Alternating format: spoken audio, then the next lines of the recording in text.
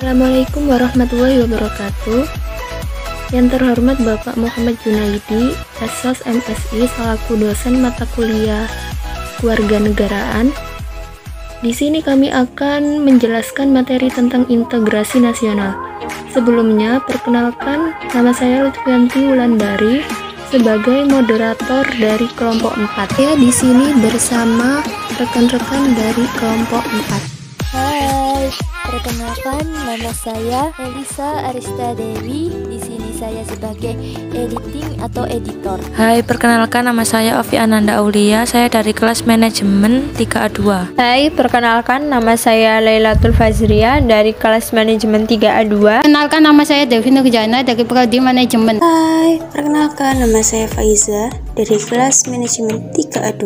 Integrasi nasional adalah proses penyatuan berbagai perbedaan-perbedaan yang ada pada masyarakat sehingga menjadi selaras dalam sebuah bangsa. Apapun kondisinya, integrasi nasional merupakan sesuatu yang sangat dibutuhkan untuk membangun kejayaan bangsa.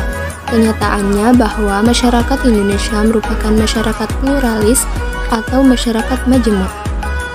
Pluralisme itu sendiri adalah kondisi ketika kamu menghargai adanya perbedaan dalam sebuah masyarakat dan memperbolehkan kelompok yang berbeda tersebut untuk tetap menjaga keunikan budayanya masing-masing. Selanjutnya, secara historis, ternyata sejarah menjelaskan bangsa kita sudah mengalami pembangunan integrasi. Sebelum bernegara, Indonesia yang merdeka, menurutnya ada 3 model perkembangan integrasi dalam sejarah perkembangan integrasi di Indonesia, yakni 1. Model integrasi Imperium Majapahit, 2. Model integrasi kolonial, 3. Model integrasi nasional Indonesia. Selanjutnya, secara sosiologis integrasi nasional berkembang dalam adanya proklamasi yang mengubah bangsa yang merdeka dan bebas. Proses penyesuaian di antara unsur-unsur yang berbeda sehingga mencapai suatu kehidupan masyarakat. Secara politis, hasrat untuk bersatu sebagai satu kesatuan bangsa terrealisasi melalui konsensus nasional yaitu Sumpah Pemuda 28 Oktober 1928. Kemauan untuk bersatu disadari benar oleh para perintis kemerdekaan sehingga bentuk negara kesatuan Republik Indonesia merupakan pilihan nyata mereka sebagai satu perwujudan integrasi nasional, menciptakan kesetiaan nasional dengan tidak menghilangkan sebagai macam budaya lokal atau kebijakan. Di sini saya akan membahas mengenai contoh peristiwa integrasi berdasarkan jenisnya. Yang pertama, integrasi bangsa. Peristiwa 15 Agustus 2005, pemerintah berhasil menyelesaikan kasus diintegrasi yang terjadi di Aceh atau peristiwa GAM sejak tahun 1975. Yang kedua, integrasi wilayah. Peristiwa deklarasi Juanda pada tanggal 13 Desember 1957. Dengan deklarasi ini, maka terjadi integrasi wilayah teritorial Indonesia. Yang ketiga, integrasi nilai.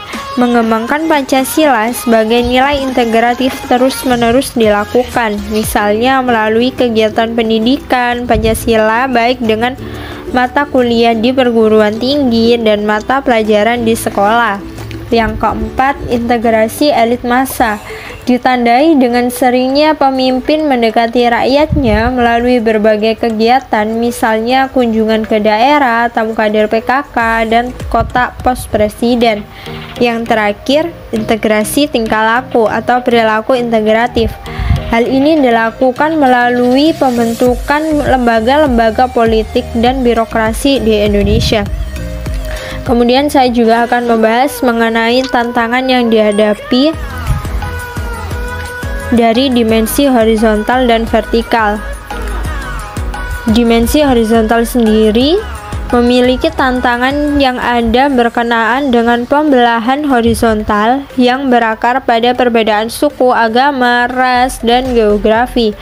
Sedangkan untuk dimensi vertikal sendiri memiliki tantangan berupa celah perbedaan antara elit dan massa, di mana latar belakang pendidikan ke kota menyebabkan kaum elit berbeda dari kaum massa yang cenderung berpandangan tradisional. Strategis integrasi dibagi menjadi 3, yaitu 1. Strategis asimilisasi. Asimilisasi adalah proses pencampuran dua macam kebudayaan atau lebih menjadi satu kebudayaan yang baru, di mana dengan pencampuran tersebut maka masing-masing unsur budaya melebur menjadi satu, sehingga dalam kebudayaan yang baru itu tidak tampak bagi identitas masing-masing kebudayaan pembentuknya. 2. Strategis akuisasi. Strategis akuisasi adalah proses pencampuran dua macam kebudayaan atau lebih sehingga memunculkan kebudayaan yang baru, di mana ciri-ciri budaya asli pembentuknya masih tampak dalam kebudayaan baru tersebut. 3. Strategis pluralisasi. Pahaman pluralisasi merupakan pahaman yang menghargai terdapat paham pluralisasi pada prinsip perwujudan integrasi nasional, dengan memberikan kesempatan pada segala unsur perbedaan yang ada dalam masyarakat untuk hidup dan berkembang. Integrasi nasional Indonesia. Integrasi nasional penting untuk diwujudkan dalam kehidupan masyarakat Indonesia dikarenakan Indonesia merupakan negara yang masih berkembang atau dapat dikatakan negara yang masih mencari jati diri. Selain itu, integrasi nasional sangat penting untuk diwujudkan karena integrasi nasional merupakan suatu cara yang dapat menyatukan berbagai macam perbedaan yang ada di Indonesia. Upaya perwujudan masyarakat Indonesia untuk membangun integrasi nasional dapat dilakukan dengan cara 1. Sikap toleransi antar umat beragama. Walaupun agama kita berbeda dengan teman, tetangga, atau saudara, kita harus saling menghormati. 2. Sikap menghargai dan merasa ikut memiliki kebudayaan daerah lain, bahkan mau mempelajari budaya daerah lain. Misalnya, masyarakat Jawa atau Sumatera belajar menari legong yang merupakan salah satu tarian adat Bali. 3. Menjunjung tinggi persatuan bangsa dengan menahan ego masing-masing suku, kelompok, ataupun golongan. 4. Penggunaan bahasa Indonesia sebagai bahasa persatuan dan komunikasi dalam pergaulan antar suku bangsa. Studi kasus dan pemecahan masalahnya. Di sini saya akan menjelaskan tentang konflik antar suku di Sampit pada tahun 2001. Pada tahun 2001 silam terjadi konflik antara suku di Sampit. Tragedi itu dapat dikatakan sebagai kerusuhan paling mengerikan yang pernah terjadi di Indonesia. Penyebab konflik ini diduga akibat adanya warga Dayak yang dibantai oleh warga Madura yang menetap di sana. Versi lain mengatakan jika kedua suku saling membakar rumah dan mengakibatkan suku Dayak yang memenuhi hampir semua wilayah Kalimantan Tengah murka. Karena tragedi perang Sampit ini ada 500 orang dikabarkan meninggal dunia dan 100 orang diantaranya mengalami pemenggalan kepala oleh suku Dayak.